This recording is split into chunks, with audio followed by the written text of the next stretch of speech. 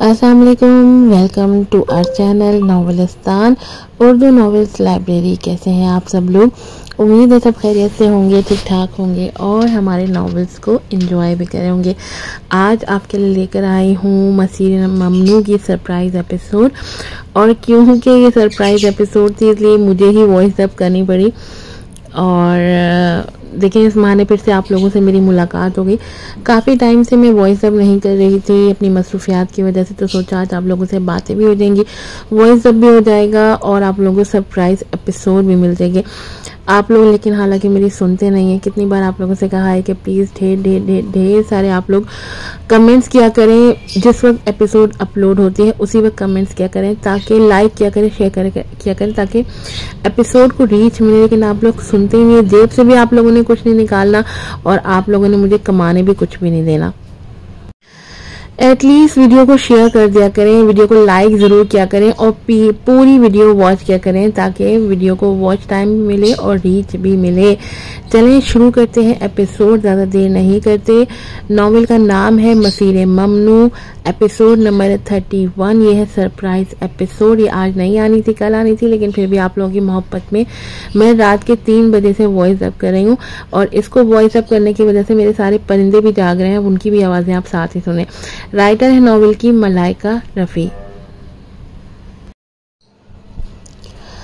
यकीन दहानी हासिल करने के बाद कि परवीन ने उसे चुना है, सालिस ने दिल ही दिल में सुकून का सांस लिया। उसने उस्मान की तरफ देखा और अचानक बोला, बात लंबी चलेगी मिस्टर उस्मान, आप कहीं आराम कर लेंगे? उस्मान ने अपनी गहरी और थोड़ी उदास आंखों से परवीन की तरफ देखा, फिर नजरें झुकाई और हॉल में पड़ी एक बेतरतीब कुर्सी पर बैठ गया। नहीं ठीक है, मैं यहीं इंतजार करूंगा। सालिस का मुंह बन गया। अब वो आराम से बैठकर बातचीत कैसे कर सकते थे जब वो बाहर बैठा हुआ था। बदकिस्मती से परवीन ने फैसला कर लिया था कि आज सब कुछ वाज़ेह कर देना है, इसलिए वो हल्का सा सर हिलाकर बोली, ठीक है। फिर वो सालिस के साथ प्राइवेट रूम में दाखिल हो गई। क्लब प्रिज्म न्यूयॉर्क का बेहतरीन क्लब था। बहुत से लोग कारोबारी मुलाकातों के लिए यही क्लब चुनते थे और यहाँ के कमरों की साउंड प्रूफिंग भी लाजवाब थी। जब वो प्राइवेट रूम में दाखिल हुए तो बाहर का शोर मुकम्मल तौर पर बंद हो गया। परवीन सोफे पर बैठ गई और सालिस की तरफ देखकर बोली, मिस्टर सालिस आप। मगर वो बात मुकम्मल भी नहीं कर पाई थी कि सालिस ने भवें सिकुड़ते हुए कहा, मिस परवीन, सबसे पहले शादी के मुआहदे की वजाहत होनी चाहिए। नहीं। परवीन हैरान रह गई। क्या? सालिस ने नजरें झुका ली। उसके कानों के किनारे हल्के से सुर्ख हो रहे थे, लेकिन फिर भी उसने हिम्मत करके कहा, जिस तरह से आप मेरी जिंदगी में दिलचस्पी ले रही हैं, उसे साफ जाहिर है कि आप मुझ में दिलचस्पी रखती हैं, है ना? ऐसे में मैं ये कैसे बर्दाश्त कर सकता हूँ कि जिस औरत को मैं मौका देने जा रहा हूँ वो किसी और से भी ताल्लुक रखे। परवीन ने उछंबे से उसे देखा। वो अभी इनकार ही करने वाली थी कि सालिस दोबारा बोल पड़ा, इस्लामाबाद में आपने मेरे बेटे से बार बार राब्ता किया, न्यूयॉर्क आकर भी आप मेरे करीब आने और मेरे बारे में पूछने की कोशिश करती नहीं। अगर ये सब कुछ इस वजह से नहीं था तो फिर आप और किस वजह से था? परवीन पहले ही जानती थी कि सालिस को ये गुमान है कि हर औरत जो उसके करीब आती है वो उससे मोहब्बत करती है, मगर आज वो कुछ अलग सा लग रहा था। ऐसा लग रहा था जैसे वो सबूत देकर उसे कायल करना चाह रहा हो कि वाकई उसकी हरकतें किसी मोहब्बत में मुब्तला औरत जैसी थी। परवीन ने पेशानी पर बल डाले। उसने हालिया वाकयात को याद किया। अगर फर्ज करें कि सालिस ये नहीं जानता कि हारिस उसका बेटा है तो उसकी हरकत वाकई गैर मामूली थी। उसने सालिस पर बहुत ज़्यादा तवज्जो दी थी और अब अगर वो इनकार करती तो वो और भी अजीब लगता। परवीन कुछ देर चुप रही। सालिस अपनी गहरी आंखों से उसकी तरफ देखता रहा। उसे बात के आगाज ही में सब वाज़ेह करना था, वरना वो औरत शायद अपने मंगेतर के साथ ही चल देती। उसकी आंख के कोने पर मौजूद खूबसूरत तिल ने जैसे हल्की जुम्बिश ली। सालिस ने नजरें झुकाई और संजीदगी से कहा, खामोशी रजामंदी की अलामत है। मिस परवीन, मैं ठीक कह रहा हूँ, है ना? परवीन के पास और कोई चारा ना था। उसने आहिस्ता से जवाब दिया, शायद ऐसा ही है। उसने शुमाइल की तरफ देखा। शुमाइल ने भी खामोशी सी माँ की तरफ देखा। उसे क्या खबर थी कि जो माँ सिर्फ सोना जानती है वो भी कभी खानदान के लिए कुर्बानी देगी। बहुत ही नायाब मौका था। परवीन की बिजली देखकर सालिस ने मोबाइल उठाया और सज्जाद को एक मैसेज भेजा, उस्मान के लाने का पस मंजर मालूम करो। फिर उसने मोबाइल रख दिया और संजीदगी से कहा, ठीक है, क्योंकि आप मुझसे मोहब्बत करती हैं और मैं भी आपको मौका देने पर आमादा हूँ, तो मैं आपके तमाम सवालात के सच सच जवाब दूंगा। पूछे मिस परवीन। परवीन ने चेहरा बिगाड़ा और खामोशी से उसकी तरफ देखा। ये मौका आसानी से हाथ नहीं आया था, इसलिए उसने फौरन पूछा, क्या आप हारिस की माँ को जानते हैं मिस्टर सालिस? सालिस ने पुरसुकून अंदाज में उसे देखा। उसकी गहरी और पुरसरार आंखों में एक लम्हे के लिए लर्जिश आई। फिर उसने जवाब दिया, नहीं, मैं उसे नहीं जानता। परवीन हैरान हुई, तो फिर आप इससे इतनी नफरत क्यों करते हैं? सालिस ने दांत भींच लिए। उसकी आंखें संजीदा हो गई। उसने मेज की तरफ देखा और गहरी आवाज में बोला, 7 अप्रैल 5 साल पहले मुझे एक फ़ोन कॉल मौसूल हुई। दूसरी तरफ मौजूद खातून ने खुद को मेरे बेटे की माँ बताया। उसने कहा कि अगर मैं उसे $15 लाख दूं तो वो मुझे मेरे बेटे का पता बता देगी। $15 लाख? परवीन ने भवें सुकेरते हुए पूछा, फिर क्या हुआ? सालिस की आवाज़ धीमी हो गई। मुझे उस पर यकीन नहीं आया, सिवाय एक रात के जिसके बारे में मुझे कुछ याद नहीं। मैंने कभी किसी औरत को हाथ नहीं लगाया। परवीन की मुट्ठी बेइख्तियार भिंच गई, दिल की धड़कन तेज हो गई। उसने कांपती आवाज में पूछा, और फिर? सालिस ने उसकी कपकपाती आवाज को महसूस किया और आहिस्ता से कहा, मैंने फोन काट दिया। शायद उसे अंदाजा हो गया कि मैं उसे पैसे नहीं दूंगा, तो उसने मुझे एक लोकेशन भेज दी। कहा कि बच्चा वहां है, अगर मैं ना गया तो वो बच्चा दम घुटने से मर जाएगा, दम घुटकर मर जाएगा। परवीन को मालूम था कि हारिस महफूज है, फिर भी उसकी सांसें रुकने लगी। उसे वो लम्हा याद आ गया जब उसने मेहर काजिम की फ़ोन कॉल सुनी थी, जिसमें वो कह रहा था कि उसने बच्चे को अपने हाथों से दफन किया। सालिस की आंखों में सर्द मोहरी छा गई। वो बोला, इत्तेफाक से मैं उस वक्त इस्लामाबाद के करीब ही था। दिल में खटक सी हुई, इसलिए वहां गया। वाकई वहां जमीन में दफन एक नौजायदा बच्चा था। हारिस।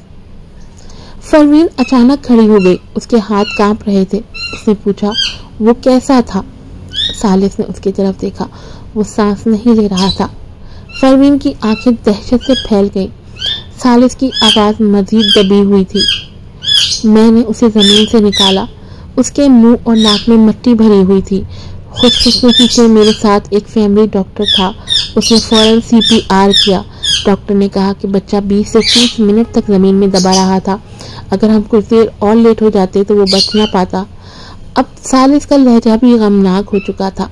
उसने मजीद कहा, बाद में हारिस को हल्की सी ऑटिज्म की तशखीस हुई। माहिर नफ्सियात का कहना था कि वो वाकया उसकी जहनी हालत पर असर अंदाज हुआ है। चाहे उसे याद ना हो, मगर उस वक्त की बेयकीनी ने अंदर से उसे तोड़ दिया।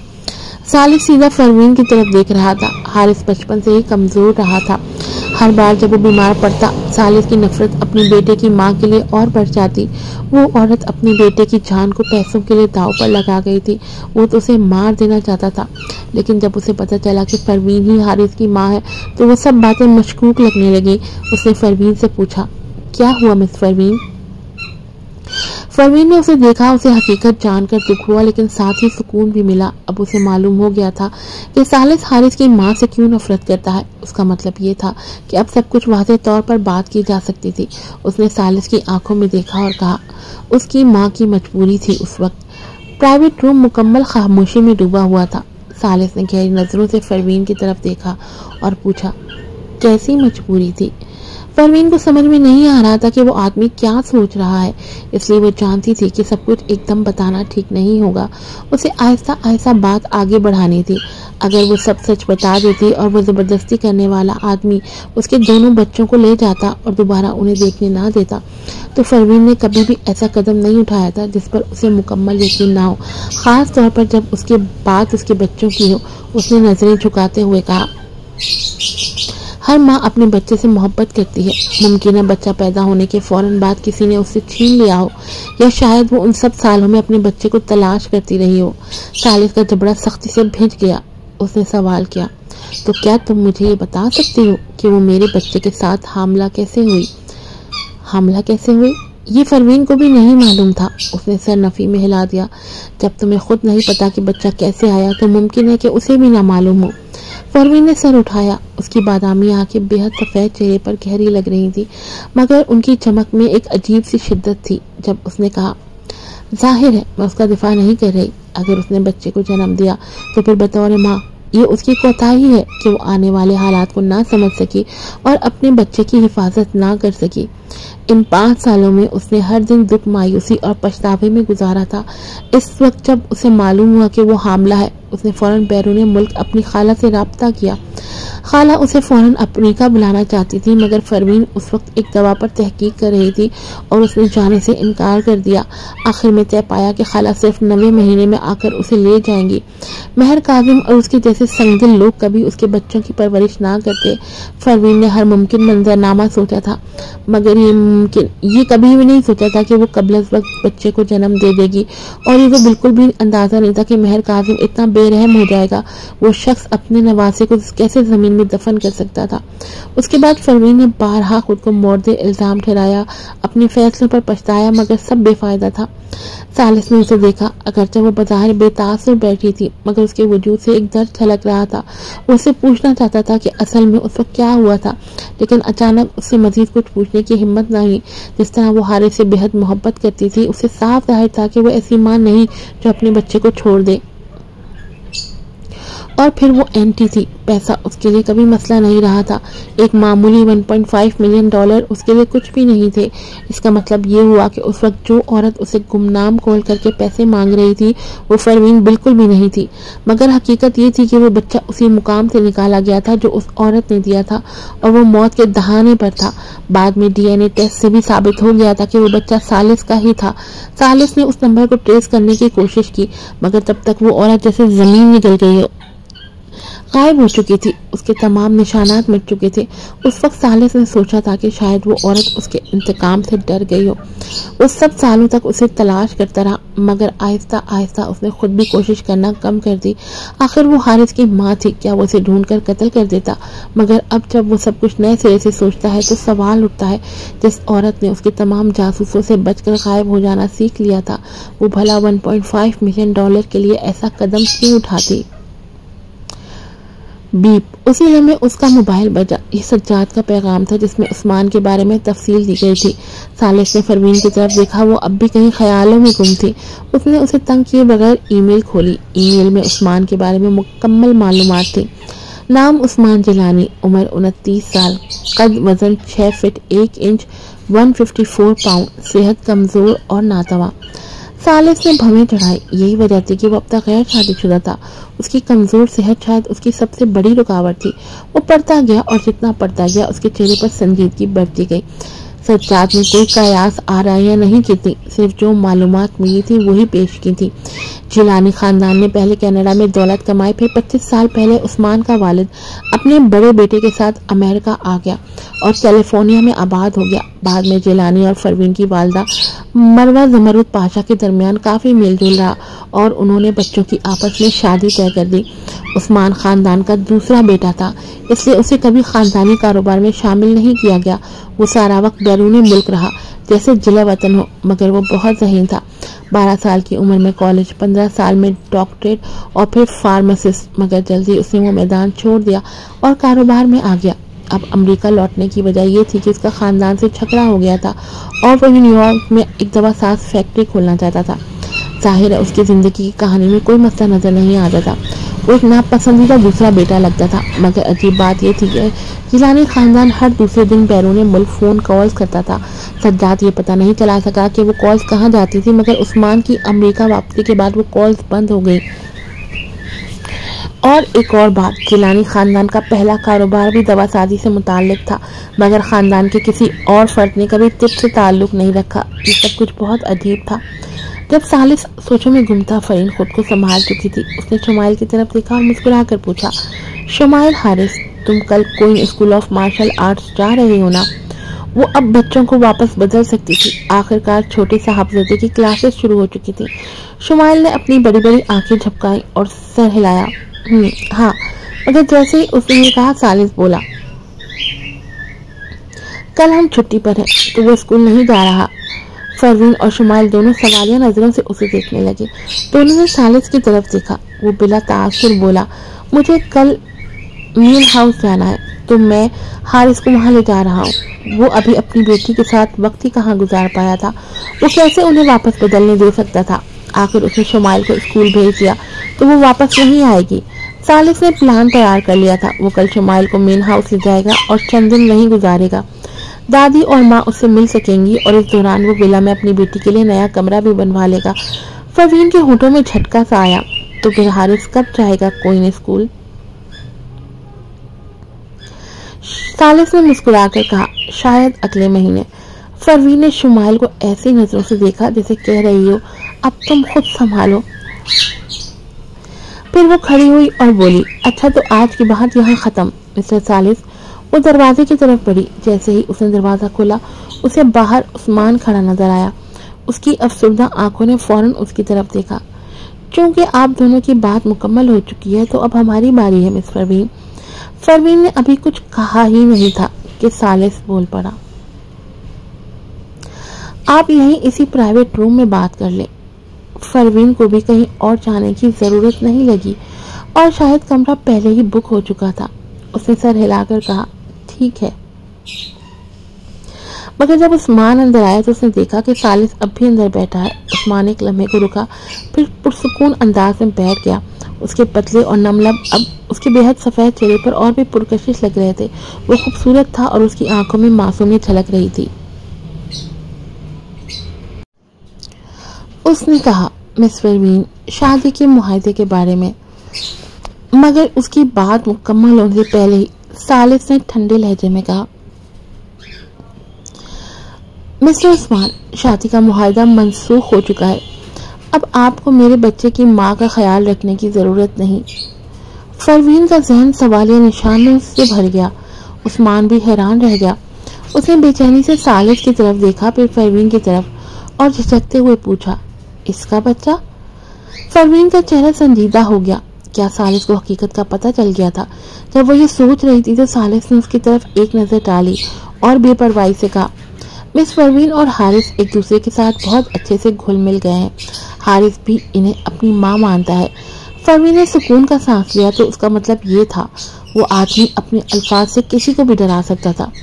उस्मान ने भी वाज़ेह तौर पर सुकून का सांस लिया। उसने नजरें झुकाई और मुस्कुराकर कहा, मिस्टर सालिस को तो मजाक करने का शौक है। कोई अगर ये बात सुने तो समझ ले कि जैसे मिस फरवीन का बच्चा आप ही का हो। ये बात उसने जानबूझकर सालिस को चिढ़ाने के लिए कही थी। अगर फरवीन का बच्चा वाकई सालिस का ना होता तो वो यकीनन गुस्से में आ जाता। लेकिन सालिस ने मुस्कुराकर जवाब दिया, अगर मैं मिस फरवीन के साथ घर बसा लूं तो उनकी बेटी को अपनी ही बेटी की तरह पालूंगा। शुमाइल जो इस वक्त सालिस की गोद में थी, नापसंदीदगी से मुंह बनाकर बोली, यही वो शख्स है जिसने मुझे फेसबुक से अनफॉलो किया था। उस्मान जो इस जवाब की तवक्का नहीं कर रहा था, लम्हा भर को हैरान रह गया। फिर उसने फरवीन की तरफ देखा और पूछा, और आप मिस फरवीन? फरवीन भी अब उस्मान को इनकार करना चाहती थी और अब जबकि उसे एक माकूल वजह मिल गई थी तो क्यों ना इसका फायदा उठाया जाए। चुनाचा उसने कहा, हाँ, मुझे मिस्टर सालिस शुरू से ही पसंद है। वैसे भी मेरी और जिलानी खानदान की मंगनी तो पाकिस्तान में काफी पहले ही खत्म हो चुकी है। उस्मान की आंखों में मायूसी की झलक आई। उसने गहरी सांस ली और कहा, ठीक है, फिर मैंने तो ये मंगनी का मुआहिदा बस इसलिए निकाला था कि तुम्हें उस सूरत हाल से निकाल सकूं। दुश्मन बनाने से बेहतर है कि दोस्त बनाए जाएं। तुम्हारी माँ और हमारे खानदान के दरमियान भी अच्छे ताल्लुकात थे, तो मैं इस हाल में तुम्हें कैसे ठुकरा सकता हूँ। वैसे भी कसूर तो हमारे खानदान का था। ऐसा करो, ये मान लो कि मैं तुम्हारा एक एहसानमंद हूँ। जिंदगी में कभी मौका मिला तो ये एहसान जरूर चुकाऊंगा। फरवीन ने तो सोचा था कि उस्मान सिर्फ उससे रिश्ता निभाने आया है, लेकिन जब उसने इतनी आसानी से पीछे हटने की बात की तो फरवीन को शर्मिंदगी महसूस हुई कि उसने उसके बारे में छोटा सोचा था। उसने फौरन हाथ हिलाते हुए कहा, ये जिलानी खानदान का कसूर नहीं है, कसूर तो मेरा है। मैं शादी से पहले हामला हो गई। मंगनी खत्म करना उनका हक था। उस्मान ने नफी में सर हिलाया और कहा, तुम्हें खुद नहीं पता तुम हामला कैसे हुई।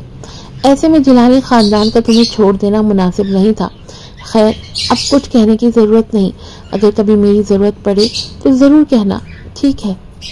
उस्मान ने दोबारा मुस्कुराकर कहा, मैं चलता हूँ। वो जाने लगा तो परवीन ने पीछे से पुकारा, एक मिनट ठहरिए मिस्टर उस्मान।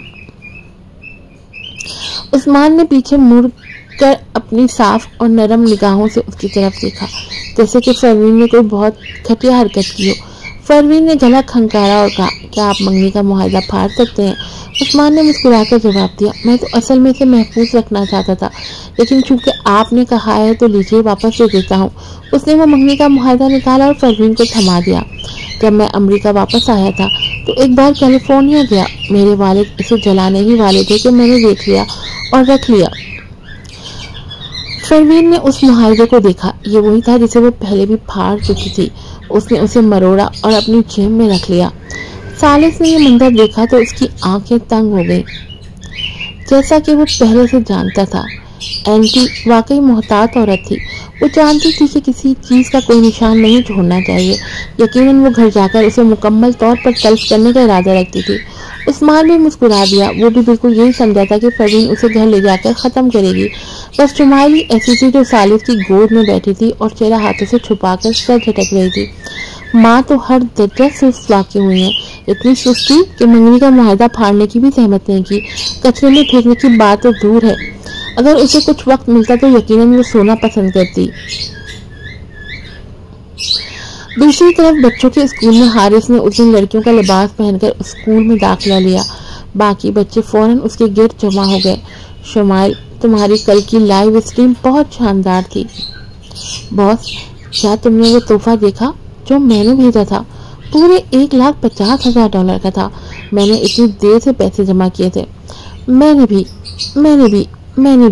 $15,000 भेजे थे और मैंने भी 15,000। इसी दौरान नन्ही मियाँ ने धीमी आवाज में कहा, शुमाइल, मैंने भी $1,50,000 भेजे थे। हारिस को बाकी सब की बातें बहुत शोर मचाने वाली लग रही थी, मगर मियाँ की आवाज धीमी और दिल को भा लेने वाली थी, इसलिए उसने उससे थोड़ी नरमी अख्तियार की। उसने मियाँ को सर हिलाकर जवाब दिया, फिर खामोशी से अपनी जगह गया, फाइल निकाली और मैथमेटिकल ओलंपियाड के सवालात हल करने लगा। इल्हान, जो उससे बात करने आ रहा था, रुक गया। उसने जब हारिस के सवालात पर नजर डाली तो हैरान रह गया। वो सवालात उसके अपने ग्रेड से 2 क्लासेस आगे के थे। उसने शुमाइल को एक पेचीदा नजर से देखा और खामोशी से पीछे हट गया। असातिज़ा ने भी शुमाइल के रवैये में तब्दीली महसूस की, लेकिन चूंकि एक दिन पहले मिसेस लू ने उसके साथ बुरा सलूक किया था तो उन्हें लगा कि वो अभी भी गमगीन है। इसीलिए उन्होंने शुमाइल के खाने में गोश्त ज्यादा दे दिया और वो सब्जियां हटा दी जो उसे नापसंद थी। हारिस, जिसने कभी दूसरों से ऐसी हमदर्दी महसूस नहीं की थी, खामोश हो गया। उसने स्कूल को खामोश संजीदा निगाहों से देखा, जैसे उसके दिल से कोई बोझ हट गया हो। इसी लम्हे एक छोटा सा हाथ उसके हाथ पर आया। फिर मियाँ की धीमी आवाज सुनाई दी, क्या तुम आज लड़का हो शुमाइल? हारिस चौंक गया। उसने पूछा, तुम्हें कैसे पता चला? मियाँ ने शर्माते हुए कहा, क्योंकि जब तुम लड़की बनती हो तो बहुत शौक और चंचल होती हो, लेकिन जब तुम लड़के होते हो तब मुझे तुमसे बात करने का मौका मिलता है। हारिस, वो अभी हैरत में था कि मियाँ उसके कान के करीब आ गई और बोली, डरना मत शुमाइल, मेरे डैडी ने कहा है कि हमारी डांस टीचर बदलने वाली है। शायद लू फैमिली के साथ कुछ हुआ है। क्या तुमने देखा सुनेड, वो कुतिया जैसी लड़की आज स्कूल ही नहीं आई। हारिस, क्या शुमाइल को वाकई डांस टीचर से इतना डर लगता था? वैसे मियाँ का उसके कान के करीब आकर बात करना बड़ा गुदगुदी देने वाला तजुर्बा था। इसी दौरान मिस लीना एक खातून के साथ अंदर आई। उन्होंने ऐलान किया, ये हमारी नई डांस टीचर है। इनका नाम तानिया टर्नर है और ये मिसेस लू से भी ज्यादा मशहूर है। अब से ये आप सबको डांस सिखाएंगी। सब बच्चे तालियां बजाएं। हारिस ने बाकी बच्चों के साथ तालियां बजाईं। जल्दी डांस क्लास का वक्त आ गया। तानिया जब बच्चों को डांस सिखा रही थी तो उनकी नज़र बाहर खड़ी एक छोटी सी पतली बच्ची पर पड़ी, जो हसरत भरी नज़रों से क्लास को देख रही थी। न जाने क्यों, लेकिन इतने सारे बच्चों में वो बच्ची तानिया को बहुत प्यारी लगी। वो उसके करीब आई और नीचे झुकने लगी कि अचानक मियाँ ने आंखें बंद की और बेहोश हो गई। अरे अरे, किंडरगार्टन में अफरा तफरी मच गई।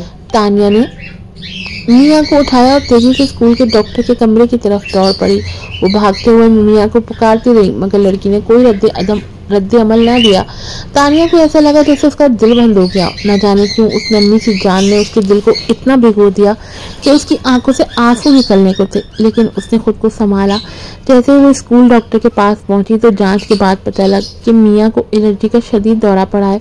उसे फौरी तौर पर अस्पताल ले जाना पड़ा। चूंकि तानिया वो पहली शख्स थी जिसने मियाँ को बेहोश होते देखा, इसलिए उसे अस्पताल जाना पड़ा ताकि वो डॉक्टर को सूरत हाल समझा सके। वो A&E इमरजेंसी वार्ड में गए। मुआयने के बाद डॉक्टर ने टेबलियां चढ़ाकर तानिया की तरफ देखा और डांटते हुए कहा, इस बच्ची को आम से एलर्जी है। एक माँ होकर तुम इतनी लापरवाह कैसे हो सकती हो? तानिया हैरान रह गई। उसके साथ खड़े स्कूल के डॉक्टर ने कुछ कहना चाहा, मगर इमरजेंसी डॉक्टर ने चिल्लाकर कहा, अब यहाँ क्या खड़े हो, फौरन ड्रिप लगाओ। आम से एलर्जी कोई मामूली बात नहीं। स्कूल डॉक्टर घबरा गया। अगर मियाँ के साथ स्कूल में कुछ हो जाता तो वो सब मुसीबत में पड़ जाते। दवाई देने के बाद नर्स ने उन्हें साथ वाले कमरे में ले जाकर मियाँ को IV ड्रिप लगा दिया। अस्पताल भरा हुआ था, इसलिए बिस्तर दस्तियाब न था। तानिया को मजबूरन मियाँ को गोद में बिठाकर कुर्सी पर बैठना पड़ा। न्यूयॉर्क का मौसम सर्द था और वैसे भी मियाँ बहुत कमजोर हो चुकी थी। ड्रिप की सर्द दवा उसके हाथों में जा रही थी, जिससे उसके नन्हे हाथ बर्फ की तरह सर्द हो गए थे। तानिया ने उसके हाथों को अपने हाथों से थामा और गर्म करने लगी। मिस लीना भी साथ आई थी। वो आंखें लाल किए इधर उधर टहल रही थी और मुसलसल खुद को कोस रही थी।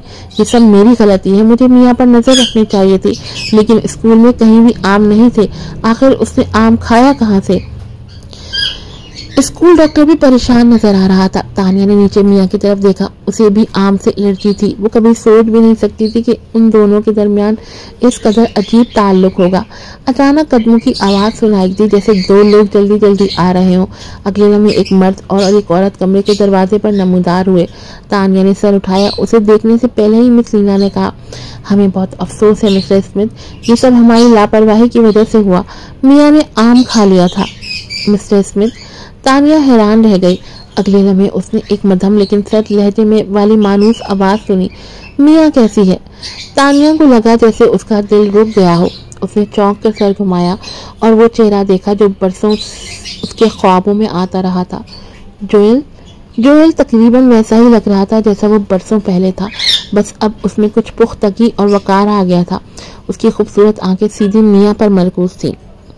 शायद जब उसने देखा कि मियाँ की सांसें मुतवाज़िन हैं तो उसने सुकून का सांस लिया। फिर उसने कुछ महसूस किया और आहिस्ता आहिस्ता निगाहें तानिया पर मरकूज हो गई। तानिया का सांस रुक गया, जैसे उसके सीने से सारी हवा निकल गई हो। वो फौरन नजरें झुका गई। जोएल की आंखों में आंखें डालने की हिम्मत नहीं हुई। जोएल, जो घबराहट में अंदर आया था, दरवाजे पर रुक गया। उसकी आंखें हैरत से फैल गईं और उसके चेहरे पर ठंडक सी छा गई। कमरे का माहौल यकायक संजीदा और बोझल हो गया। यही कैफियत उस वक्त तक जारी रही जब तक डॉक्टर दोबारा आया। उसने दरवाजे पर खड़े होकर पूछा, क्या आप बच्चे के वालिद हैं? आप लोग आखिर हो क्या? आपको पता नहीं था कि आपकी बेटी को आम से एलर्जी है? आम तो वैसे भी आसानी से मिलने वाली चीज नहीं है, फिर ये कैसे हुआ?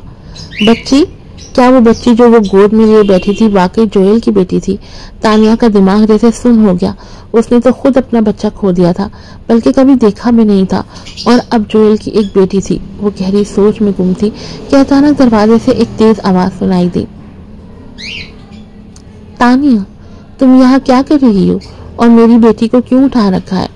तानिया ने रियाना की तरफ देखा। उसके चेहरे के तासुरात सर्द पड़ गए। मेरी बेटी? तो ये बच्ची जोएल और रियाना की बेटी थी। उसने नजरें झुका ली। वो कुछ कहने ही वाली थी कि रियाना दौड़ती हुई आई और चीखी, तुमने डॉक्टर को क्यों कहा कि तुम मियाँ की माँ हो? मैं इसकी माँ हूँ। मुझे बताओ, तुमने इसे आम खिलाया है ना? ये कहकर उसने हाथ उठाया और तानिया के चेहरे पर थप्पड़ मारने लगी। तानिया इस वक्त मियाँ को गोद में लिए हुई थी। अगर वो उसे छोड़ती तो ड्रिप की सुई निकल जाती और अगर नहीं छोड़ती तो थप्पड़ उसके चेहरे पर पड़ता। चाहे वो जान चुकी थी कि रियाना की बेटी है, तानिया का पहले रद्द-ए-अमल ये था कि बच्ची को बचाया जाए। चटाख! तानिया ने आंखें बंद कर ली, लेकिन वो थप्पड़ उसके चेहरे पर नहीं पड़ा। उसने चौंक कर आंखें खोली। जोएल उसके सामने खड़ा था, रियाना का हाथ थामे हुए। जोएल ने तेवरियां चढ़ाई और कहा, ये क्या कर रही हो? रियाना को तब जाकर एहसास हुआ कि उसने हद पार कर दी है। उसकी आंखें भीग गईं और उसने नजरें झुका ली। बोली, जोएल, मैं तो बस परेशान हो गई थी। तुम जानते हो कि तानिया ने माजी में मेरे बारे में गलतफहमियां रखी थी। अब जबकि मियाँ बीमार थी और वो उसे गोद में लिए बैठी थी, जबकि वो तो किंडरगार्टन में थी। तानिया को उसके करीब जाने का मौका ही कैसे मिला? जोएल ने उसका हाथ छोड़ दिया और वो एक कदम पीछे हट गई। तानिया ने सख्त लहजे में कहा, रेयाना जोन्स, मैं किंडरगार्टन में इसलिए थी क्योंकि मुझे खास तौर पर डांस टीचर के तौर पर हायर किया गया है। Dance teacher? रेयाना तंजिया हंसी। इतने सारे स्कूलों में तुम्हें यही गोल्डन सनशाइन किंडरगार्टन मिला? तुम जरूर मियाँ के करीब आने की कोशिश कर रही हो। तुम जोएल और मेरी बेटी से क्या चाहती हो? जोएल और मेरी बेटी? ये अल्फाज तानिया के दिल में खंजर की तरह चुभे। वो लड़की जिसे वो कभी बहन समझती थी आज उस मर्द के साथ थी जिससे वो सबसे ज्यादा मोहब्बत करती थी। तानिया ने गहरा सांस लिया और कहा, तुम मानो या ना मानो, जब मैंने किंडरगार्टन ज्वाइन किया था और अभी चंद लम्हे पहले तक मुझे बिल्कुल अंदाजा नहीं था कि मियाँ तुम्हारी बेटी है। वाकई? रेयाना को उस पर शक हुआ, लेकिन जोएल का चेहरा इस बात पर और भी सख्त हो गया। रेयाना ने फौरन आगे बढ़कर अफसोस जताया, सॉरी तानिया, मैं बहुत ज़्यादा परेशान हो गई थी, लेकिन अब जबकि हम आ गए तुम्हें अब यहाँ रुकने की ज़रूरत नहीं। फिर उसने कहा, जोएल ने मियाँ को अस्पताल के VIP वार्ड में मुंतकिल कर दिया है, तो हम यहाँ ज़्यादा देर नहीं रुकेंगे। प्लीज़ मेरी बेटी को वापस दो। मेरी बेटी? वो अल्फाज फिर से तानिया के दिल में चुभे। वो ठीक कह रही थी, ये इन दोनों की बेटी थी।